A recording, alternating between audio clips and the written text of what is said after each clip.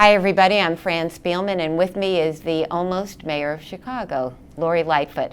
Days away from inauguration. Congratulations again, and is it getting exciting yet? It is getting exciting. I'm reminded there's a lot of work that we've been doing, but this is an incredibly important moment for me and my family, and people who have supported us all along. We're just 1 year removed from announcing the campaign, so I'm really trying to relish these final days before the real fun starts. You have a lineup of city council chairmen now. Can you share it with us? I'm not ready to share it yet, but because we're starting the process of reaching out to people and talking to them about that, but I'll be happy to share it once we've been able to call through the list. Scott Waguespack is your choice for finance chairman? Do you have the votes to deliver him? Listen, I'm not going to confirm anybody yet. Things can certainly shift. Look, I have a lot of admiration for Scott. I think he's able. I think he's smart. He's the kind of person that we want as a public servant. And look, he's the only one of the aldermen who actually supported me before February 26th, and I'm not going to forget that. That's going to be worth something. It is worth something because he showed, I think, courage. He got a huge amount of pressure and blowback, not only from aldermanic colleagues, but also from powerful union interest. But he stood up and did what he thought was right. And of course, I'm always going to be grateful for his loyalty. How will he handle finance that would make him the good choice? I don't want to speculate about what role anybody is going to have until we've had an opportunity to talk with folks. But Carrie Austin has pleaded with you and said, basically, I'll be as loyal to you as I was to Rich Daley and Rahm Emanuel. And she said she couldn't get off the stage fast enough when Bobby Rush uttered those fateful words about people voting for you would have blood on their hands because you were somehow a police sympathizer. Will you forget that? Can you forget that? Look, it's important for us to move on and govern in the way that people expect us to, but people have to give account for their behavior. There's a group shot of that stage. She's in it, as are a number of other people. So they're going to have to give account for their behavior. How do they do that? Well, I think first of all, they've got to give account to their own constituents. And I think that the way that they move forward and conduct themselves as representatives of the people will be evidence as to whether or not they're part of that crowd or part of the future of the city. But you're not forgiving so fast. I mean, she says I couldn't get off the stage fast enough. You don't buy it? It's not about me forgiving. She doesn't need my forgiveness. What I am concerned about is people who are not clinging to a status quo that has deprived people of services and their right to have access to city government and a government that is working for people, that is legitimate, that is putting people first. That's the measuring stick for me. Are people in line with those values or are they not? But the city council reorganization vote will be your first test of city council strength. You know as well as anyone, you cannot afford to lose that vote. In fact, you probably need somewhere in the 30s to give yourself a cushion and set the tone for the 4 years. Can you win a vote to deliver the team that you have picked? I feel very confident that we're going to have a good working majority in the city council. I'm not worried about that. You're not worried about a Game of Thrones kind of battle? No. I don't watch Game of Thrones, but I take it it's something about power struggles. Look, politics is an interesting parlor game. What I'm worried about is governance and delivering for people. I feel very confident based on the conversations that I've had with almost every single alderman, whether we agree or disagree on a range of different issues, that we're going to have a good working majority to be able to deliver for the people of Chicago. Disharmony, infighting, all of that, that's what this election said. We don't want any more of that. And it's particularly important for cities to be able to be effective and move forward. We have divided government at the federal level. The cities are where the action is going to come, and I'm going to make sure that we're going to drive an agenda that's going to address and resolve some of the big challenges that we have in the city, and I hope City Council will come along with us, but I'm not going to be steamrolled by folks who are clinging to a past that hasn't worked for the majority of people in the city. But Alderman Beal and others have said that if you pick Scott Waguespack as finance chairman, they will not vote for him. They don't feel he works well with others. How do you react to that? There are some people who feel like the best way to communicate is to bloviate in the media. That's not how I'm going to conduct myself. If people want to have a private conversation and express themselves, that's one thing. But I'm not going to take the bait from people who are, I think, acting really inappropriately in the media. Do your job, represent your constituents, show integrity. That's what people should be focused on. But what about the issue of Scott Waguespack not working well with others? Do you buy it, or is that? I'm not gonna get into that narrative. That you had, I've read your reporting. You've had one or two people that actually put their name on it, and I think I've responded as to what I think about that. Any other person who doesn't have the courage to put their name on something, I'm not gonna bend to that. I want people who are going to deliver for the people of this city. I'm not interested in people who are only about personal gain, personal benefit. And many of the people that have put themselves out there on the record or otherwise are people who are upset because I'm going to change the status quo. This is not about dividing up the spoils of government for oneself. That is antithetical to what the change that I'm going to bring to city government. So yeah, they're worried, they're nervous, and they should be. And you want them to be. They're going to be, because I'm going to blow up all the old concepts about using city government to profit oneself.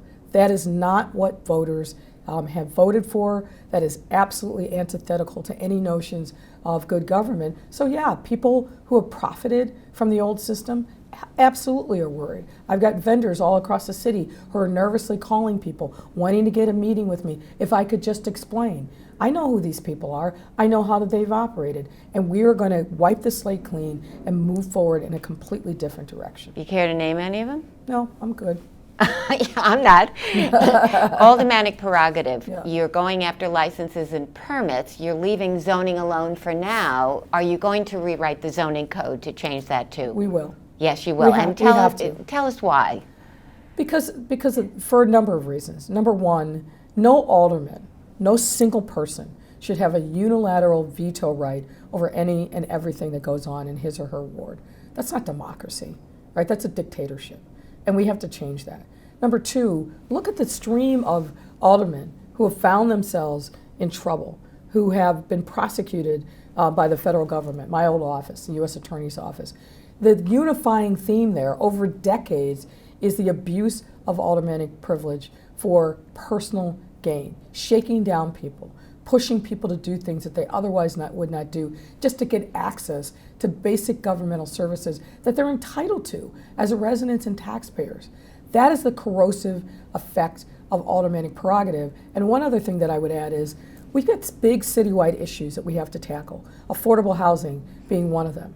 We can't have 50 different fiefdoms deciding these citywide issues. And what I've heard from residents, whether it's small business people, mid-market, even some of the larger, most powerful business interests in the city and ordinary citizens is, it's too complicated. I feel like I've got to move from here to here to here. It's impossible to do business in the city of Chicago. And a lot of it, at the root of the cause, is aldermanic prerogative. Right, but you're going to rewrite the zoning code to do what?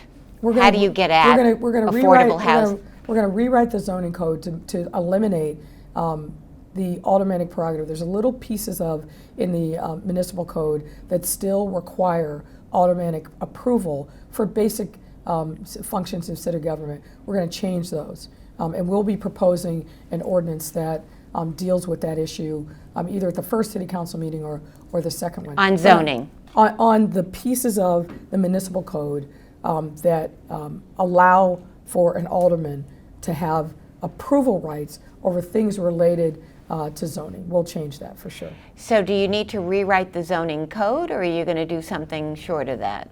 I think that we can tweak it in a way. It's more the municipal code than the zoning code, but we're hammering out the details with our lawyers. But we'll make a fulsome proposal in an ordinance change to city council. Don't you have to rewrite the zoning code in order to make affordable housing a standard that they can't block on whim? No, so we need to change the affordable requirements ordinance. We need to push developers to do more, but fundamentally, the city doesn't have a unified policy regarding affordable housing. You know, we're down conservatively about 120,000 units. The city only has online to build about 336 units. That's a gaping gap between what the need is and what's coming online. So we will be working with community-based developers, we'll be working with commercial developers to come up with a specific plan. We'll be announcing soon our housing commissioners, a housing commissioner, I should say, and we'll be moving forward on a real plan to make sure that we dig down deep and look at every lever that we can use in city government to solve this issue of affordability. People are leaving the city for a number of reasons, but one of them is they don't feel like they can afford to live here. And particularly when it comes to families, there are very few units that have come online in recent years that actually can accommodate families, and we've got to change that around. But you're going to strip Alderman of some of their power over zoning, or all of it? Which? Yes. All of it or some of it? Well, we're anywhere where aldermen have a unilateral right to stop a project or move a project forward, that's what we're going to get at.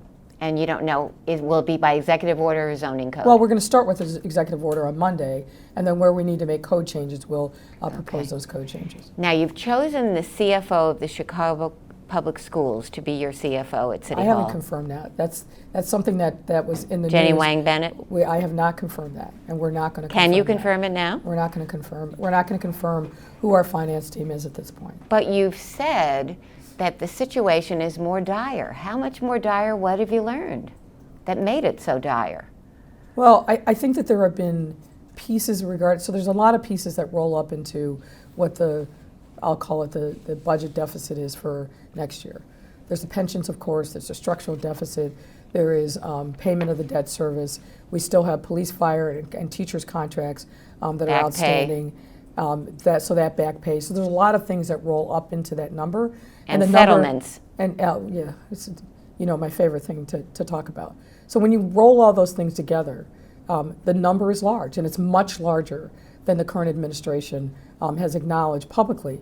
I don't want to say right now what we think the number looks like because we haven't even taken office. We've got to get in. We've got to look at the books, scrub with our team, and really look at what the drivers are of that cost, and then work on. And we are working simultaneously on some possible solutions. But we really got to know what the number is, and we have a sense of the range, but we don't have confidence yet until we get in and look at the numbers ourselves. But Carol Brown told me, and she's the current CFO for Mayor Rahm Emanuel, who apparently you asked to stay, but she's going on. But first of all, that's not accurate. It is not accurate. You did not ask her to stay? No, I mean, what we did when we started is we did an assessment and we reached out to everyone to understand what their plan was. There was no one who specifically asked Carol Brown to stay. She made it very obvious from the very beginning that she was leaving. So I'm not sure why that was reported that way, but that's not how it played out. Okay, so, but anyway, if it's so much bigger, why is she saying we've been very upfront? We haven't hidden anything. We would beg to differ. You think they've hidden things? I'm going to say that the number that we understand, based upon information that they provided, has not been socialized in the public, meaning it has not been disclosed. It has not been. If it had been, you would have reported it. Every other media outlet would report it. And again, I don't want to get ahead of myself, but the number is far bigger than this administration has disclosed to the public. And what will that require you to do? We're going to have to make some hard choices, and we're working on a range of possible solutions. Well, I mean, but locally, where will you look first at taxes? I mean, Scott Wagesbag is saying go down to Springfield and ask them for permission to levy a service tax on Chicago, people like attorneys, accountants. Would you do that? I'm not going to talk about possible solutions until we have a better sense of what the number is. We have a big range right now based upon information that we've been provided to date, what we've been able to glean. I think I owe it to the public to wait till I get into office, actually look at the finances, and to be able to understand the magnitude of the challenge that we face. Then we'll be in a position to be able to say, here's some potential solutions. But what should Chicagoans prepare themselves for? Don't you need to are we bracing ourselves for another round of painful cuts and tax increases? It sure sounds that way. No, I think that we give us an opportunity to actually get in office. figure out what the number is, and then we'll come forward with some very specific solutions. Look, it's no secret that we've got a significant pension issue. That absolutely has been out there. It's the magnitude of the challenge that I think we have to understand, get a firm handle on, which we will do starting day one. Should the pension funds be merged? I don't know what you mean by merge. Well, in terms of each one having a separate entity, you know, well, that's one of the proposals that's been out there. I think one of the things that we have to think about is, it doesn't make sense to me, for example, we have 4 pension funds. Every single one of them has a separate administrative function, separate investment function. I have asked my team to look at ways in which we can consider consolidating those functions. Now, the individual pension funds would still be able to make their own investment decisions. They'd be able to make their own decisions regarding benefits. But just adding layers of administrative bureaucracy that cost a lot of money, that's making some people wealthy, but isn't being put into the retirement funds for those separate pensions, that doesn't make any sense to me. Should there be one board overseeing all of them? Well, we're going to look at a range of different options, but anything that we do, we're going to have to sit down and talk to the relevant organized labor stakeholders to make sure that we are working hand in glove with them to come up with a solution. But certainly one of the things that we're going to look at is pressing for consolidating these administrative functions that are duplicative and waste, in my view, waste money that could be put back into the pension funds themselves. $10 billion borrowing for pensions that Mayor Rahm Emanuel proposed. He said you could save yourself several $100 million in tax increases the first year budget if you did that. Will you look at it again? You're talking about the pension obligation bond? Yes. Will you look at that? I don't think that that's a realistic option. I don't. We have looked at it. We've talked with the current team about that. I think that there are some structural problems with bringing that kind of a product to market. I just don't know that it's a viable option, and it's risky. If you look at where pension obligation bonds have been tried in other jurisdictions, Stockton, California, Detroit, Michigan, and we've done it at the state level, they have not been successful in some instances in Detroit and Stockton. They've actually backfired and caused a fairly significant financial distress. But I think at this moment, it's all about timing, it's all about the market. I don't think we can bring that product to market. And the risk, I think, is too great for us. Taxing retirement income? Rahm Emanuel suggested that on his way out the door as well. Rahm's talked about a lot of things on his way out the door. Again, we're not going to do anything that causes a burden on retirees. And anything that we do, we're going to do at the table with our friends in organized labor. The parking meter deal I wrote about just last week when you were in Washington, they made $136 million. They basically made their money back. Yeah. Will you go back into that deal? Will you go to them and say, guys, you've made your money, give us a break? We're going to look at it. Why? Because I think we have an obligation to look at it. I mean, you know, my lawyer's curiosity says I want to take a look at that deal and see if there's something that we can do. It has not been a good deal for the taxpayers, which is, to put it mildly. The fact that they've already made their money, whatever, 10 or 15 years into it, maybe a little bit longer, says to me that that was not a good deal for the, underscores that it was not a good deal for taxpayers. So we have to look at it. Whether or not we're going to be able to do anything about it is a different question, but I feel an obligation to take a look at that and see if we can craft a better strategy for taxpayers in this city. It's like this burr under your saddle keeps rubbing and rubbing, and people realize every time there's reporting about the windfall of money that they've made at a time when we're in such financial distress, we have an obligation to take a look at that deal. Will you do it by going to them and saying, guys, come on, you've made your money, give us a break, or will you go to court? Because you could join forces with Clint Krisloff, the attorney who sued and was opposed by Rahm Emanuel. Yeah. Which way will you do it? Well, I think the first way we have to start is have our lawyers take a look at the outlines of the deal and see where we have any kind of options. That's where we'll start. Every football team has a scripted series of plays, as you know. You're a football fan, you're a Bears fan, so am I. What is your script for the first 100 days? What are the things you absolutely are going to get done? Well, first of all, the most important thing that we have to get done is make sure that we keep our city safe.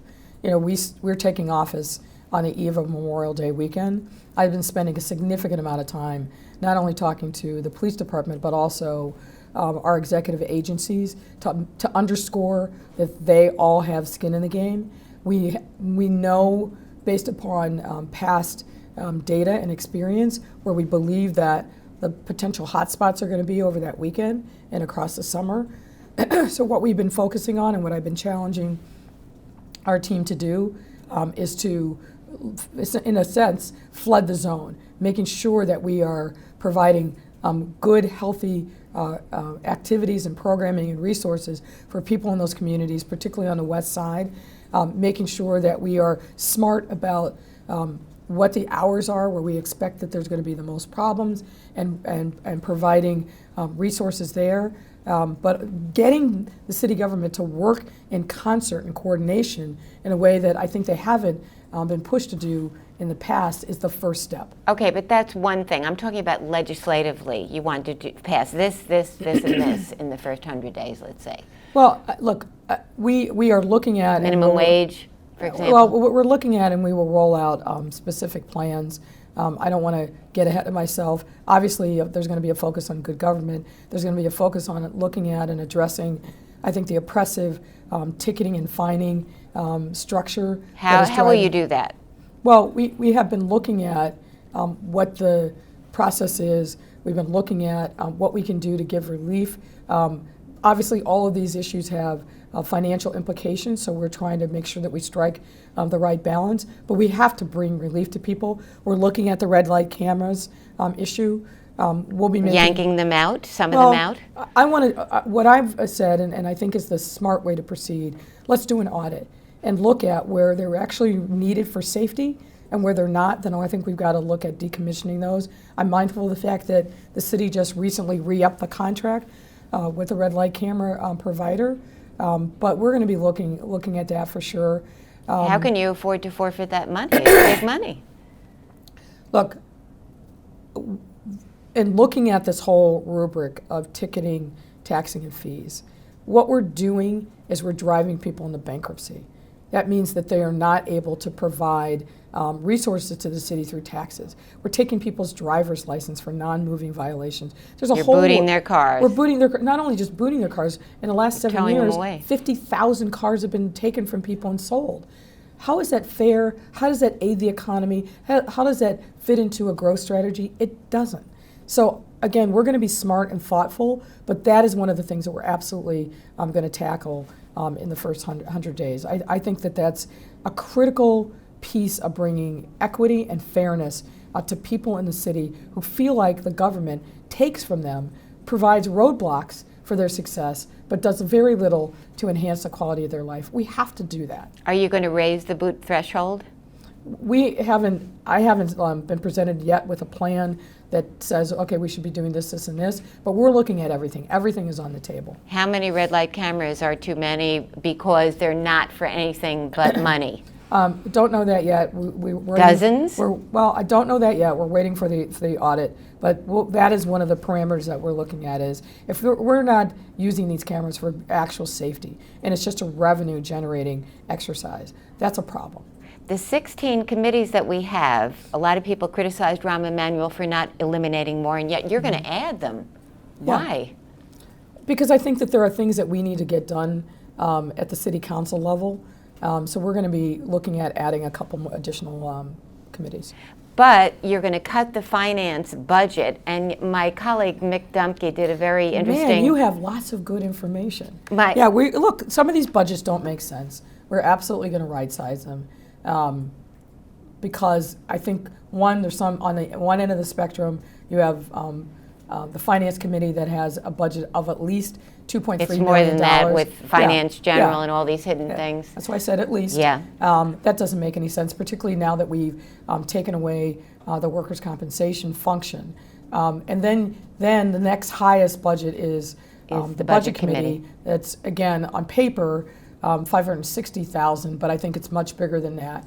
And then you've got dropped down, I think it's human resources, that only has $93,000 as a budget. And we've been looking at the employees in some of these committees, if the numbers are accurate and that's their only job, they're not even making minimum wage. So how does any of that make sense? So we've been very thoughtful and intentional at looking at the numbers, looking at the mandates of the commissions, looking at the employees, and what we're going to propose is, I think, budgets that make sense given where we are and given what the functions of these various committees are. Aldermen use their committee employees to do ward work because they don't have enough workers. Each one has 3 employees. That's not enough to get the volume of work done at the ward level. Will you give aldermen more employees and right-size that function so they don't have to steal from the committees? Well, I'm not sure that that's entirely accurate, but we, at the committee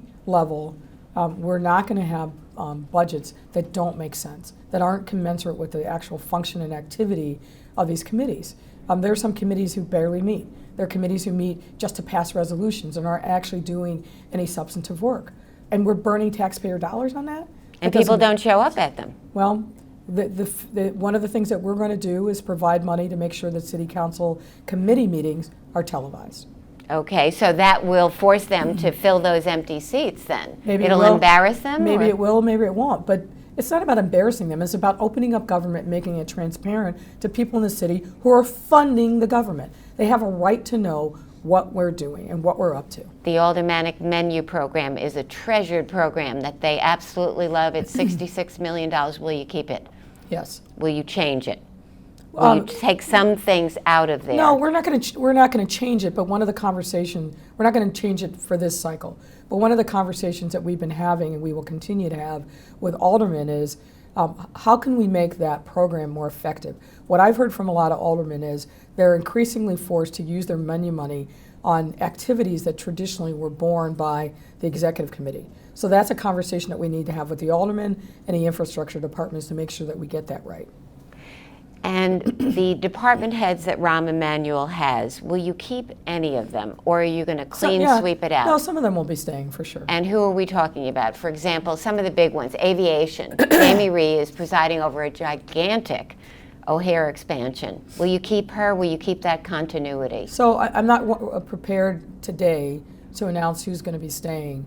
But you asked specifically about Jamie Rhee. I've known Jamie Rhee since she was a lawyer at the O'Hare Modernization Project. I have a great deal of respect for her. I think she's an excellent, excellent leader. Again, I'm not willing to announce today, but my feelings about her are very well known, and I think that we will work very well together. Other holdovers? There'll be some. People that you feel really belong where they are? There'll be some holdovers. And I wouldn't call them holdovers. I think these are good, able public servants. We've done a very thorough scrub of the entire cabinet, and we'll announce in the coming days who we hope will be staying. The ride-hailing drivers want relief, and you've promised some. You've promised to even the playing field with taxis. What specifically will you do to make that right? Look, we don't have a fully baked plan yet, but again, that's something that will be and my hope is that something we'll be tackling in the first 100 days. We have a completely uneven playing field. Taxi cabs are being driven out of business entirely. The medallion has been significantly devalued, and anybody who travels in the central business district at any point during the day knows that it's almost impassable. So we've got to get a handle on the amount of volume and traffic that's coming into our city. We have people coming in from Indiana, Wisconsin to drive rideshare in Chicago who travel on our roads, make money here, take it elsewhere, pollute our air, and pay us nothing. That's going to change. So are you going to ban out-of-state vehicles, or are you going to tax them more heavily? Well, I think we're going to have to look at a lot of different options. We're looking at New York in particular that is, I think, taking some significant steps in addressing the rideshare challenges there. But we have to make sure that we've got a system that is fair, a system where the regulations are appropriate, and that people are paying their fair share. Will you do it through a ceiling on licenses, a ban on out-of-state vehicles, or a higher fee, or all three? We're looking at a variety of options, and when we're ready to disclose the specifics, we'll certainly let you know. I've been looking at old inaugural addresses, and I remember Harold Washington saying, "Business as usual in this city will no longer be tolerated." And it occurs to me there's a great parallel between you and him. And yet, those words touched off council wars. Are you worried about that? Is there a parallel between the two of you? Look, I think there are some parallels, but I don't want to try to compare myself to the great late Harold Washington. Our city was in a very different time when he arose, and I mean, he broke through so many doors and ceilings and ignited, I think, a passion for change in the city that I absolutely am the beneficiaries of. I had a lot of people that have come to me over these last few months and harkened back to those times of Harold Washington. But I do think that the city is in a very different place. I mean, look, I'm a black, female, lesbian, married with a kid. This would have been inconceivable not that long ago. And I am somebody who nobody set, right? I'm not part of the political machine. Also inconceivable not that long ago. So I think that that's to the credit of our city. I think it's to the credit of people all over who voted for change and are enthusiastic and optimistic in a way that they maybe haven't been in quite a long time. So I'm excited as I'm days away from taking the oath of office. I'm sure it's going to be a very emotional moment for me. I hope that my speech is worthy of the moment, and we're certainly trying to make sure that it is. But I stand on the shoulders of lots of pioneers like Harold Washington, like Jane Byrne, who were outsiders to some extent and fought through very difficult circumstances to rise to the top of the leadership of the city. But we are in a different place now than we were back then. Congratulations and enjoy the moment. Thank you. Okay. And we'll see you all next week.